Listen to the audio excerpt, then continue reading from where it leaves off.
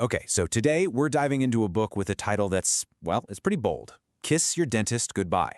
But here's the thing. It's not about actually avoiding dentists. It's about a completely different way to think about your oral health, one that empowers you to take control in a way you probably never thought possible. And it all starts with a question that I think frustrates almost all of us. Right? This is the one that drives us crazy. You do everything you're told. You brush, you floss, you buy the fancy electric toothbrush, and yet, at your next checkup, you hear those dreaded words, "Looks like we've got a little cavity here." It's maddening. And get this, even with all our modern tech, a staggering 96% of Americans still retire with cavities and gum disease. So let's unpack why that is and what a different path might look like. All right, first up, the modern dentistry dilemma.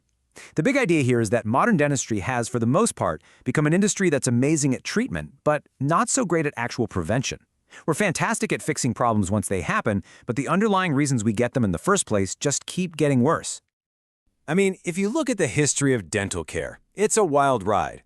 We went from medieval barber surgeons just yanking teeth out, to the creation of the ADA, to nylon bristles replacing animal hair, thank goodness, all the way to today where we have Bluetooth toothbrushes that track our every move.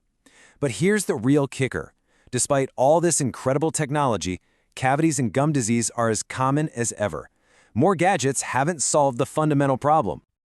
So, if more tech isn't the answer, what is? Well, the book argues that the key is already inside you. It's about shifting our whole focus from this aggressive, outside-in cleaning to supporting the incredibly powerful, self-healing ecosystem that is your mouth. This quote from Hippocrates really just nails the whole philosophy. The secret to oral health isn't about waging war on your mouth with harsh chemicals and sharp scraping tools. It's about understanding and nurturing your body's own incredible ability to heal and protect itself. This right here is the book's central metaphor, and it's a game changer.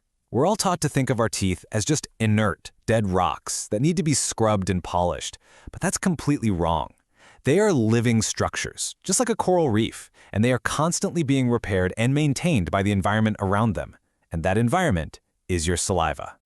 And this brings us to another huge misunderstanding: bacteria. Our goal isn't to just kill everything in our mouth. Your mouth is home to this protective community of bacteria called an oral biofilm. You should think of it as a living, breathing shield. When that shield is healthy, it's almost bulletproof. So the goal is to nurture the good guys, not scorch the earth. Now we get to the absolute star player in your oral health, your saliva. But here's the twist. It can be your best friend or your worst enemy. On one side, you've got damaging, acidic saliva. It's depleted of minerals and literally dissolves your tooth enamel. But on the other side, you have healing, alkaline saliva. This is what you want. It is super saturated with minerals, and it actively rebuilds and strengthens your enamel. The quality of your saliva is truly everything. So, with this new understanding of the mouth as a living, breathing ecosystem, we have to start re-examining some of our most deeply held beliefs about dental care.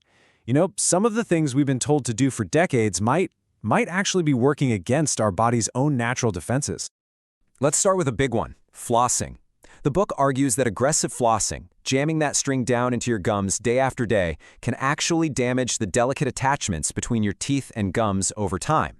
The alternative it suggests? Gentle gum massage with a good toothbrush. This stimulates blood flow and, get this, it can even activate stem cells that encourage restorative growth and natural healing.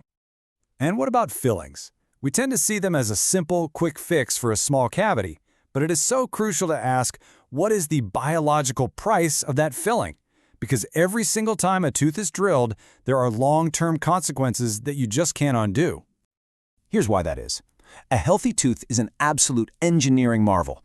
Its internal crystals are organized in a structure that's like a three-dimensional cathedral arch, which makes it incredibly strong at handling all the force from chewing.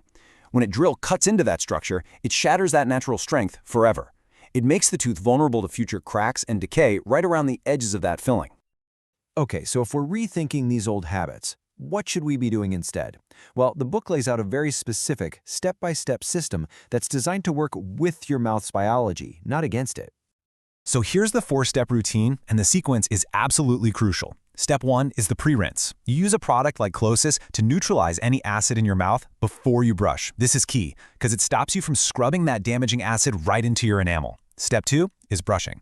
The recommendation here is a simple toothpaste like Crest Regular, but specifically one without glycerin, which the book argues can form a film that actually blocks your teeth from remineralizing. Step 3 is cleansing. Now you rinse with Listerine, which targets the harmful bacteria that are still floating around in your saliva. And finally, Step 4 is remineralize. You finish with a fluoride rinse like ACT to give your teeth all the minerals they need to rebuild and get stronger. You see how each step perfectly sets up the next one? But there is one more piece to this puzzle, and it's a genuine game changer. The book calls it a revolution, and it comes in the form of a simple, natural sugar. Meet xylitol. What's so amazing about it is how it works on so many different levels.